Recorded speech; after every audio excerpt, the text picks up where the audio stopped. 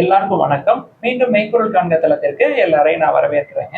இந்த பதிவுல இந்த HDFC பேங்கை மட்டும் பத்தி பார்ப்போங்க.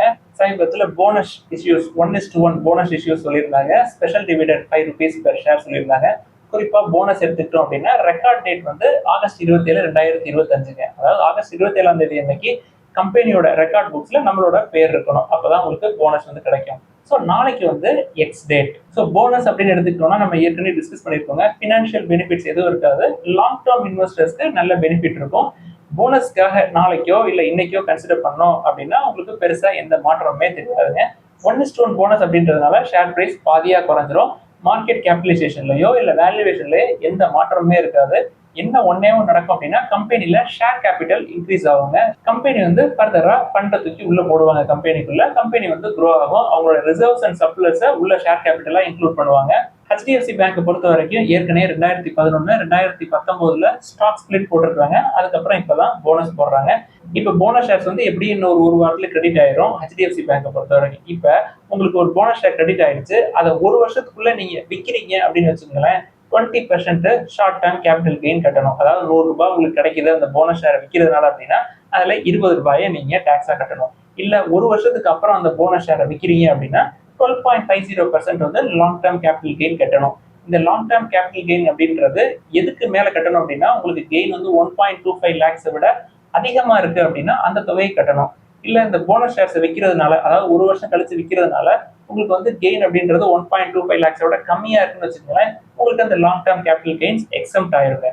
ஸோ நீங்க லாங் டேர்ம் இன்வெஸ்டரா இருந்தாலும் போனஸ் ஷேர்ஸ் இஷ்யூ ஆனதுக்கு அப்புறம் நீங்க விற்றீங்க அப்படின்னா இந்த 20% tax then long term capital gain exemption போக கட்ட வேண்டி இருக்குங்க.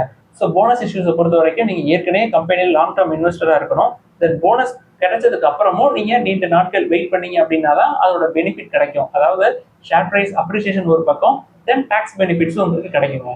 ஸோ HDFC பேங்கை பொறுத்த வரைக்கும் Q1 ஃபினான்ஷியல் இயர் 26 முடிவில் என்னென்னலாம் ப்ரெஷரா இருக்கு அப்படின்னா நெட் இன்ட்ரெஸ்ட் மார்ஜின் கம்ப்ரஸ் ஆயிருக்கு, இது ஒன்று. தென் கார்பரேட் லோன் க்ரோத் அப்படின்றது கம்மியா இருக்குங்க. க்ரோத் இருக்கு பட் க்ரோத் வந்து கம்மியா இருக்கு. என்னென்ன பாசிட்டிவ் அப்படின்னு பார்த்தா ஸ்ட்ராங்கான பேலன்ஸ் ஷீட், தென் டெபாசிட்ஸ் ஸ்ட்ராங்கா இருக்குங்க. இது போக கம்பெனி வந்து Q1 ஃபினான்ஷியல் இயர் 26ல 14,440 crores ப்ரொவிஷன் எடுத்திருக்காங்க. அவங்களோட ப்ரொவிஷன் வந்து 5 folds இன்க்ரீஸ் ஆயிருக்குங்க.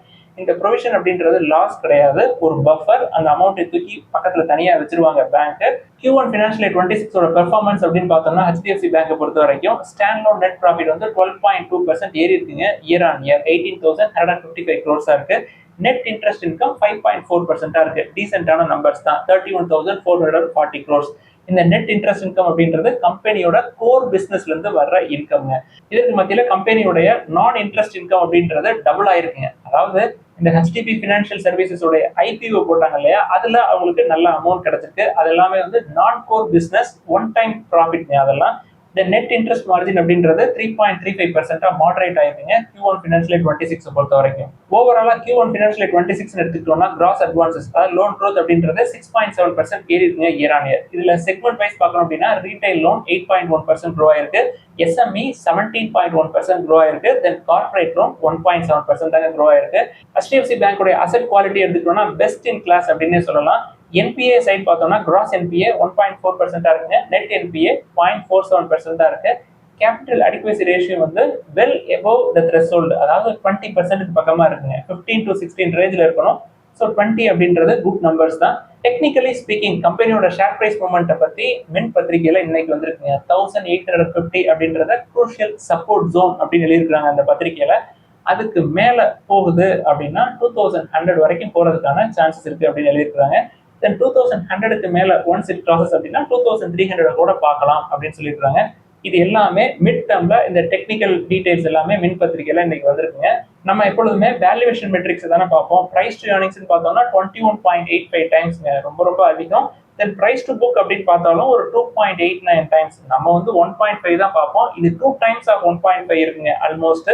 ஸோ நம்ம கன்சிடர் பண்ற ரேஞ்சிலே இருக்காது. தென் கம்பெனியோட ஷேர் ஹோல்டிங் பேட்டர்னை பாக்குறப்ப லாஸ்ட் 3 quarters, அதாவது December 2024, then March 2025 and June 2025 3 குவார்டர்லையுமே FII தொடர்ந்து கொஞ்சம் கொஞ்சமா விற்கிறாங்க.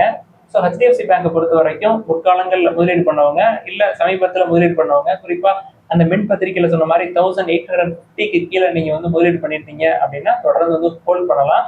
அசெட் குவாலிட்டி நல்லா இருக்கு, என்பிஏவும் கம்மியாக தான் இருக்கு, நெட் இன்ட்ரெஸ்ட் இன்கமும் நல்லா இருக்கு.